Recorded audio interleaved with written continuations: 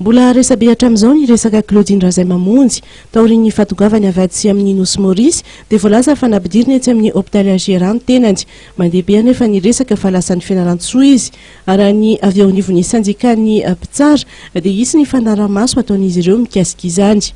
Misy fomba isan-karazany ahafahanao constater an'izay fa ho hitanareo ihany. Ohatra hoe surprise. Isy moa ny taratasy rehefa ity sanjika ity mba hangatahana ny fampiarana ny lalàna vely leto amin'ny firenena ireo andalam-pamolavolana izany izy ireo ankehitriny. Misy lettre administrative ao ataonay ary mitokona andraikitra tsirairay avy mikasika an'izay.